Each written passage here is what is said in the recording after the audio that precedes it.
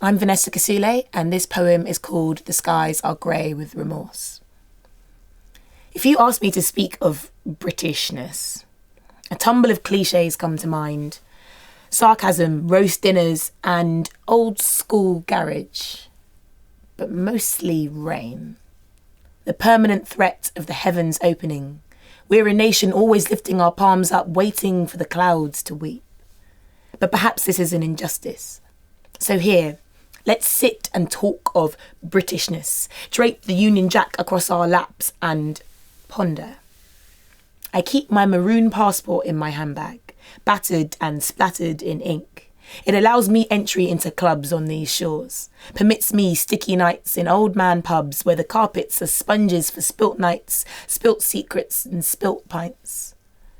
But that same passport divides me from my family in the red dust country my parents were raised in.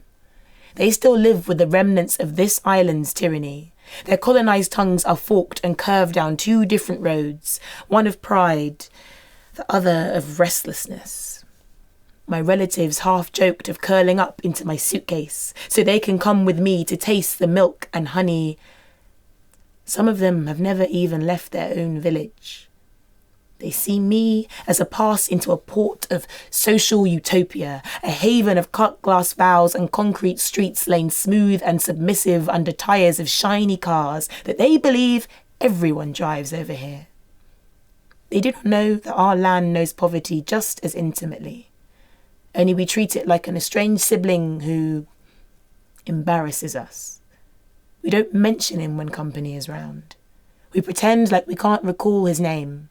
We offer him the briefest and coldest of nods when we pass him in the street. And yet I cling to these streets like only a begrudging and hopeless lover could. I get wobbly and rose-tinted tipsy on memories of chasing the ice cream van down my road back when £1 still bought you a 99 cone.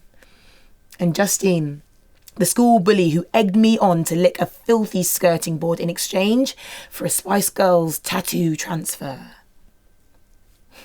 And it rubbed off after 3 days. But I'll never forget the way dust clings to the sides of a mouth, like things you wish you'd said or hadn't said.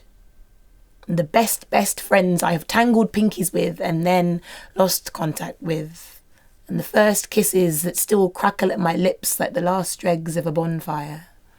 And, of course, the restorative smell of frying bacon on Sunday mornings. Nowhere else is passive-aggressiveness a low-level Olympic sport, or the click of the kettle an extension of love, of care, of solace and sadness.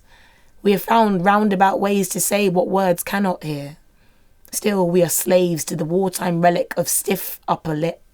Why only after a couple of glasses of wine do we trust that we can drown in each other and still come up for air? Some of us will always feel lost at sea.